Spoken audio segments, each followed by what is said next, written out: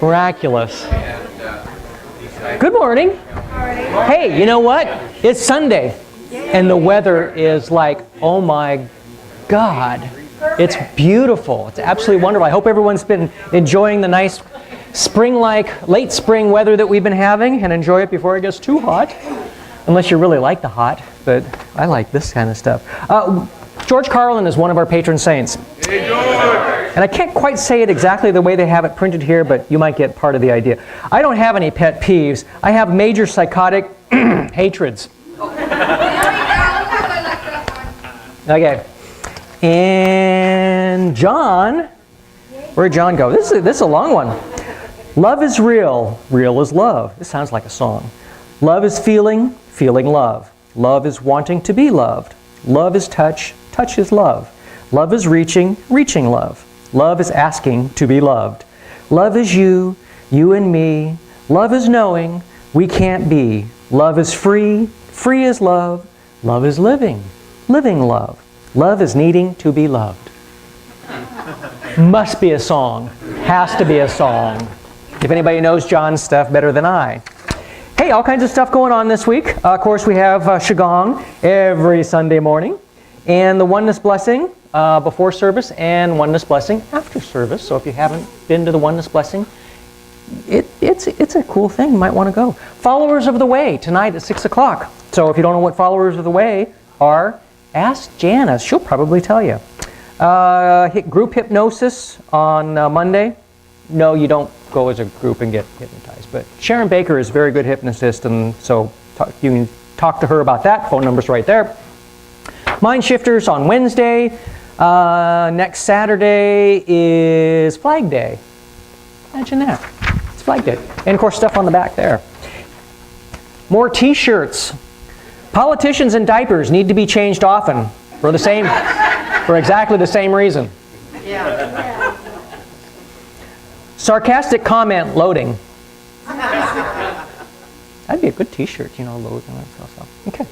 And I've gotten this one approved, not by Janice, but this one has been approved by men and women alike. So, be the kind of woman that when your feet hit the floor each morning, the devil says, "Oh crap, she's up."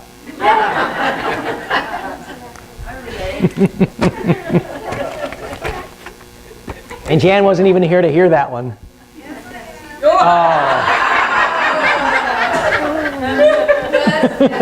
Oh well. As late as the 18th century, practically all volumes of any consequence were bound in calfskin. Some publishers experimented with dyes and succeeded in producing small quantities of maroon and black leather.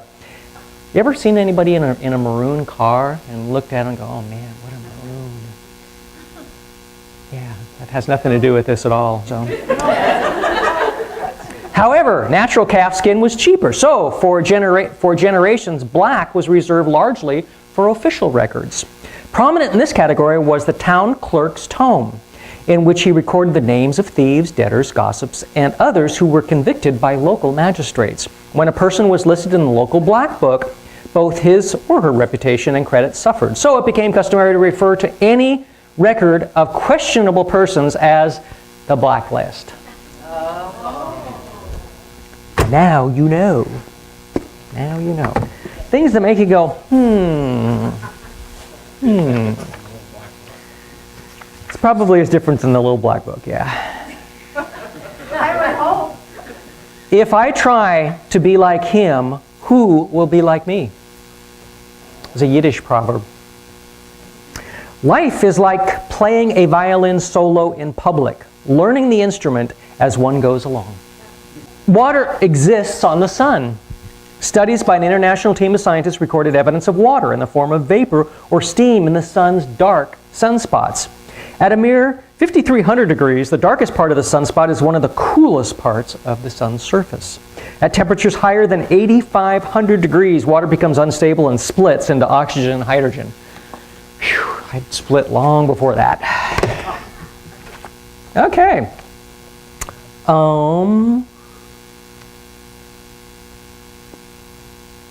Oh, there we go.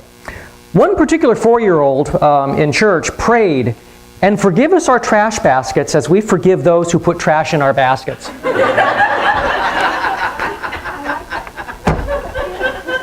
Love the kids. Some people try to turn back their odometers. Not me. I want people to know why I look this way. I've traveled a long way and some of the roads weren't paved.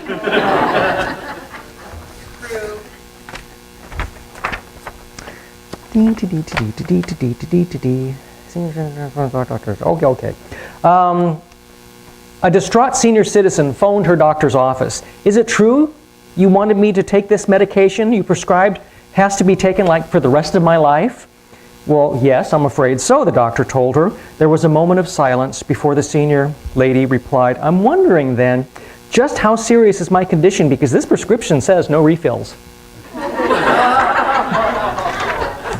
Oops. Okay. Anything else going on? There is something else going on. Shannon, you wanted to say something. Okay.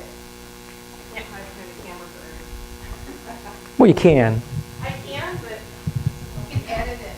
Oh, I can edit myself out. That's right.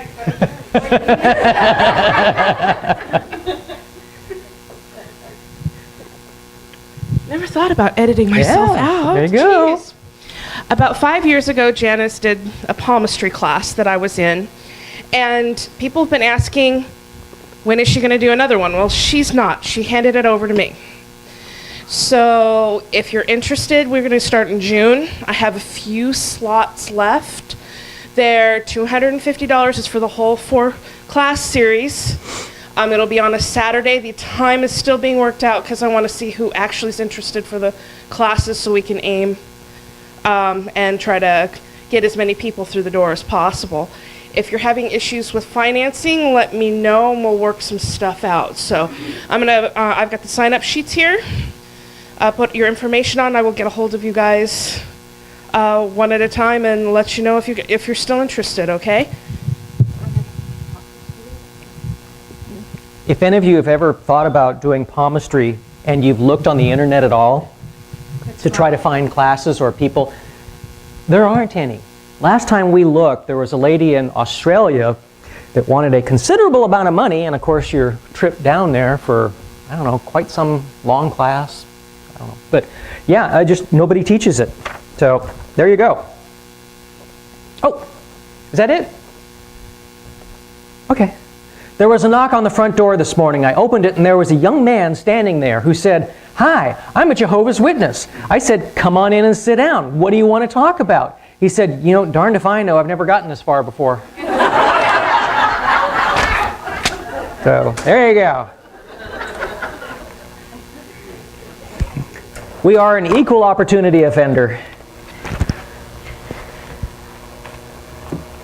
And I'm a recovering Catholic, so hey, you know.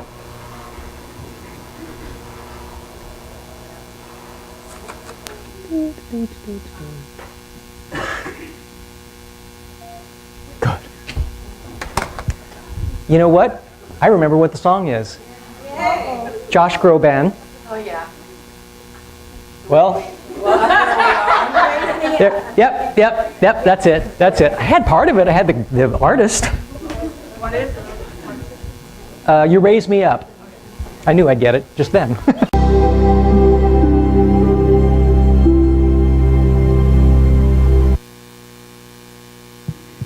There it is. It really is cool to just go up like that. That's just, I don't know if any of you remember or have been with us for some time. The fellowship really has changed a lot over the years. And where we're going, I've almost lost track. Is this 17 years coming up or is it 16? 17. Yes, I mean, I don't know what to say really. I mean, it's been long, beautiful, wonderful trip. And we started in somebody's back room with a bunch of cats roaming around, which is why we have Toby. Gosh, what a wonderful trip. And I mean, Jan's grown, and I've grown, and anybody that's with us for any length of time has grown. You're not the same person as when you started here. I mean, nobody is. They can't be. So, thank you all. And hey, guess what? We don't have a guest speaker. We have our favorite speaker. At least mine. Jan.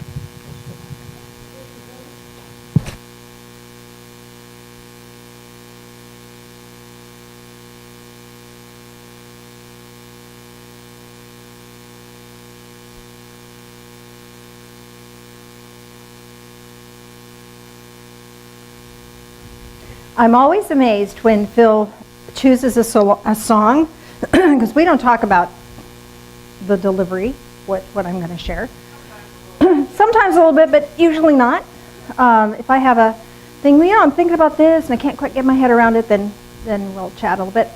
Or I'm real excited or something. But I hadn't really shared much with Phil at all. And this You Raise Me Up song is absolutely perfect for what I want to share with you today. So as I get to that, let's do a little bit of review. You know, we've been talking about getting out of autopilot and getting into your life.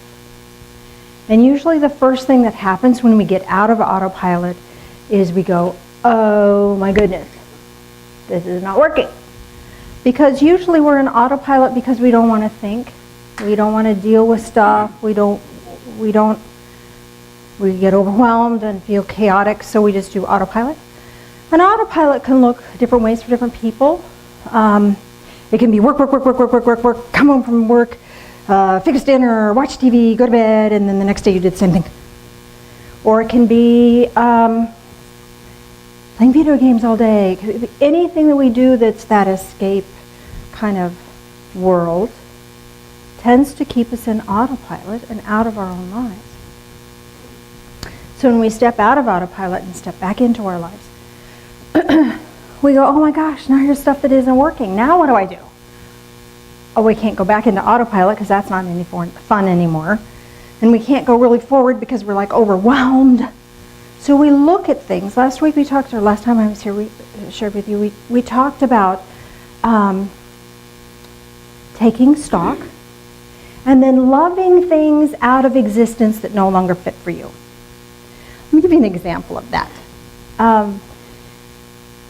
Not in the house we're in right now, but in a previous house that we were in. It backed up to a trailer court. They don't call them trailer courts anymore. What do they call those things? Mobile home parks. This was a trailer court. Okay. Anyway, and at that time I had a job, a very high responsibility job, and lots of detail and lots of consequences if I didn't get everything right. So it was hard work. Every morning at 4 o'clock, somebody had backed their car to the fence, our back fence, started their car. It would rumble, rumble, rumble, rumble, rumble, rumble, rumble, and they'd gun it vroom, vroom, at 4 a.m.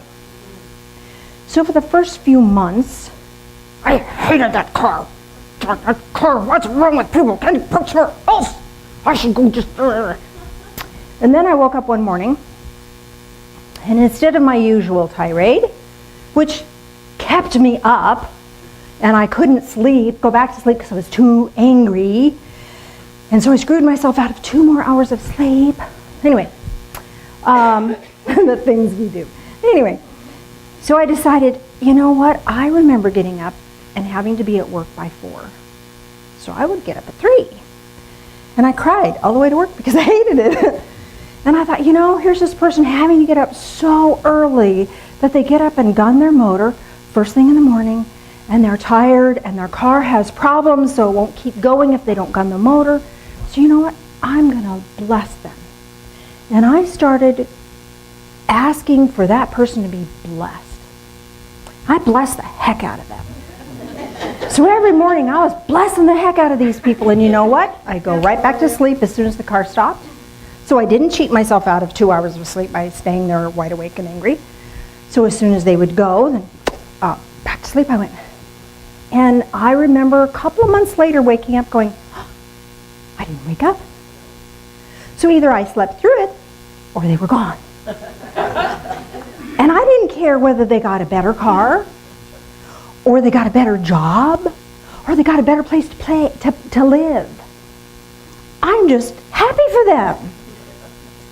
I loved that experience out of existence. So when we have something in our life that we have to struggle against, love that something out of existence. And that also takes us out of judgment, because judgment is counterproductive. Our neighbors, our current neighbors, have this really nice backyard. Phil has worked really hard to get this in really great shape. It's really pretty. And the neighbors have parked a big trailer. What is this with trailers and me? I don't know. Big, white, ugly thing. And so here's all this green and soft and pretty flowers there. White trailer! So, guess what? I was pretty angry the first few months it was there. Okay, longer than few. Stupid white trailer. So you know what I've been doing? I've been blessing that thing out of existence.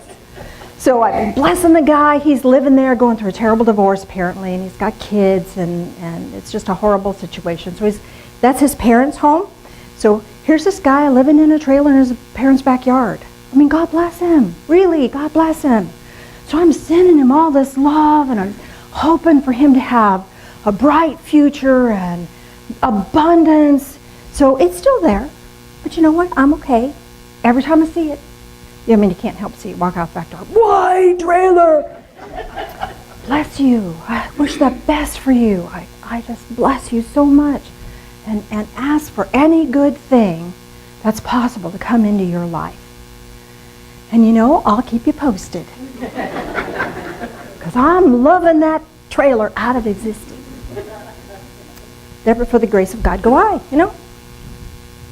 So that was the next thing in our step was, you know, stepping out of autopilot and blessing something out of existence, loving something out of existence.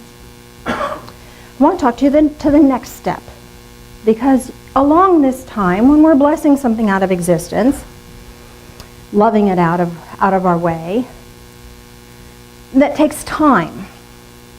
And sometimes when we're in that situation, I don't know about you, but I think wait is a 4-letter word not to be used in polite company. I don't like it. But I'm in that process of wait. So often when a person gets in a situation where they have to wait, they start to give up. They get discouraged. Have you ever been discouraged? It's not fun. It's not fun. You get discouraged. It's not working. Everything I try is not working. And we tend to want to give up. Well, I'd like you to try something different than giving up. And this is going to be really hard for me to communicate to you, so pray for me to find the right words here to help you understand, because it's really hard to grasp spiritually. Rather than giving up, I'd like you to give in. I'd like you to surrender. Surrender is not giving up. You know, we talked last week a little bit, or the last few weeks, about that inner brat. I want what I want when I want it. Giving up is another side of the inner brat. I quit. I'm just not going to do it anymore. That's the inner brat talking. When you have your inner brat active, we're spiritually bereft. All the spiritual tools we have don't work when the inner brat takes over. I have a very strong inner brat. And the inner brat and I go round and round sometimes. I want us to love the inner brat out of existence. And I also want us to honor that inner brat, because it's the inner brat that has kept you alive to this point. You're a survivor. And part of it's the inner brat. Oh, hell, I won't give up. And that's okay. There's times when we just can't give up and we just white knuckle it and go for it. But not all the time. And there's times when white knuckling it is counterproductive. There's times when just pushing through is counterproductive. But we don't know how to surrender. We don't know how to surrender. I don't know about you. The church I grew up in was real big on harping on submit. Especially women. Submit. You will submit. Oh, wait a minute. That is just so wrong. First of all, submission is a gift. Submission is a gift. You submit a resume. You submit a manuscript to be published. You submit to a situation, but no one can make you submit. Submission cannot be forced. It is a gift only you can give. And I'd like to change the word a little bit because we get our head all screwed up around that word. Surrender. Surrender. And here's why we don't. We don't surrender because we don't know how, because we've never had anybody catch us. How many people have ever done a trust fall? 1, 2, 3, 4, 5, 6, 7, nephew. That's a closed environment and people are given the instruction, catch this one. But in real life, it's like, oh, look, you're falling. Good luck with that. We don't know how to catch one another. And we probably have never experienced being caught spiritually. Because we've never really let go. Gotta hang on, gotta do it, gotta fix it, gotta make it right. Who's to say what's right? As soon as I get my head wrapped around, this is what I think it should look like, things change. Oh, wait, maybe I was wrong. I don't know. I don't know what's best sometimes. Do we know? We don't know. But we do our best. We do our best, and then we surrender into the situation. Because sometimes that's the only thing we have left. The surrender is not giving up. Giving up is quitting. Not asking you to quit. I'm asking you to surrender. I'm asking you to allow yourself to be caught by this loving presence of divine love. I'm asking you to allow yourself to be caught by that. Some of the best times for that is when we have grief. We lose a family member, lose a beloved pet. There's nothing we can do about that. We surrender. That doesn't mean we wallow in the pain, but what it means is we allow the pain to wash over and subside. And it'll come up again and we allow it to wash over and we allow it to subside. Have you ever had grief? Isn't that what happens? And if you fight, oh, I'm not going to grieve. Oh, grief is so funny. Because as soon as you say, I'm not going to grieve, inner BRAT steps up. I'm going to take control of this. You'll be in the grocery store. Oh my gosh, I'm going to grieve right now here in the grocery store. Cry. Have you done that? Yes. That's what happens. There's no controlling it. So surrender is the only thing we can do, because the more we fight it, the harder it is. Surrender. It's that beautiful moment when we can just let go. You hear the phrase, let go and let God. I hate that. I just hate that. You know why I hate that? Because, not only because there's an inner BRAT, but because it doesn't allow us to hold on to what really we need to hold on to, which is our faith. Whatever that might be for you. Which is our spiritual practice. Whatever that might be for you. There are things to hold on to and things to let go of. We can hold on to our spiritual awareness and let go of trying to fix it all.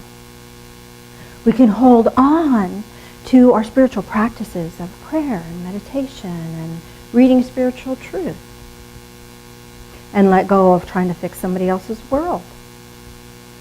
And let go of that.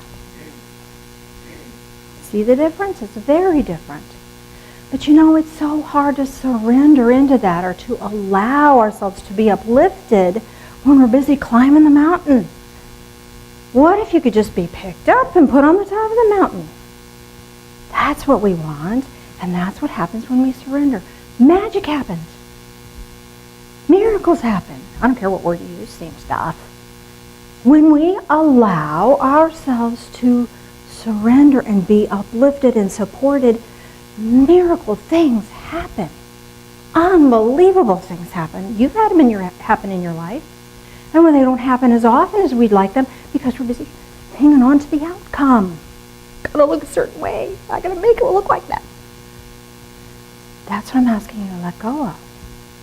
I'm asking you to surrender into divine love.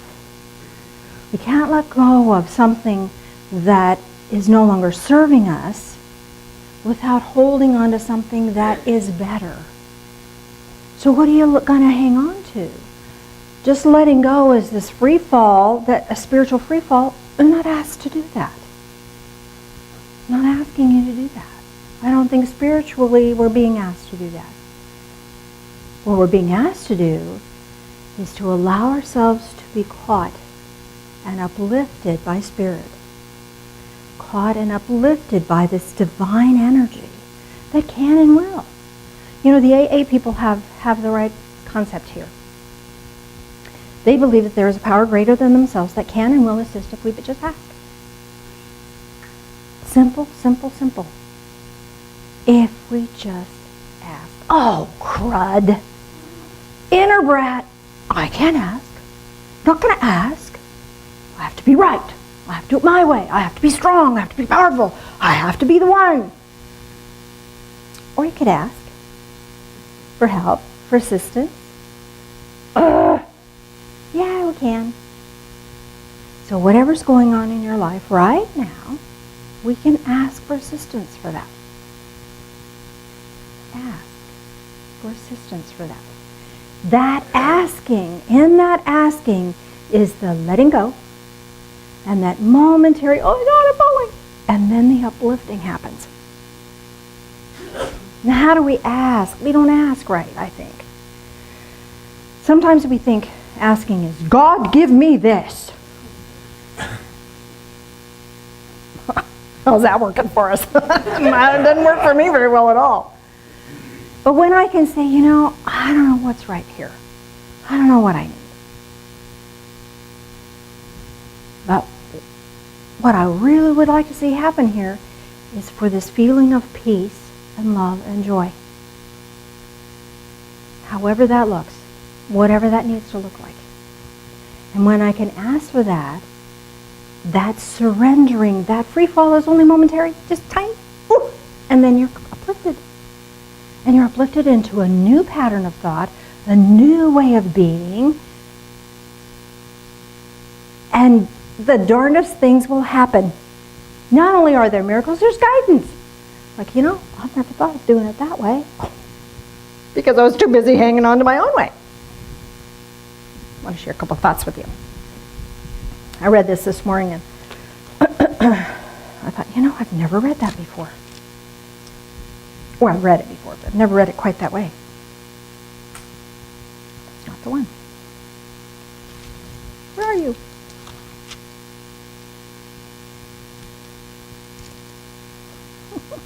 I don't get to share that with you today, apparently.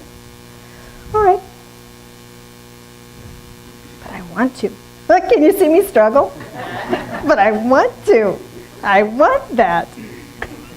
Don't you love it when I get to be your example of what not to do? Okay, so I'm going to ask for guidance. And now I'm going to surrender into where I'm being led. So what I'm being led to do is share with you to walk as children of light. For the fruit of the light consists in all goodness, righteousness, and truth.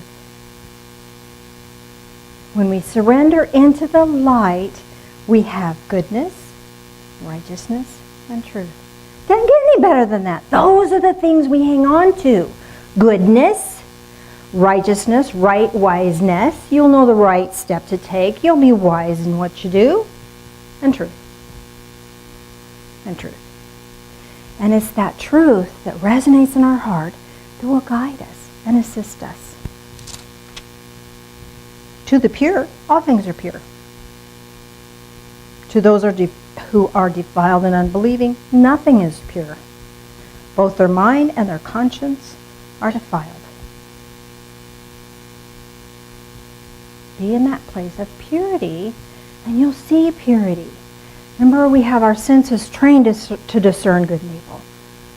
And we have our senses trained to discern what is good and evil by allowing ourselves trust. by allowing ourselves this opportunity to surrender, to submit, to allow. Those are hard things to do. They're really hard to do. So I want to walk us through a guided meditation today.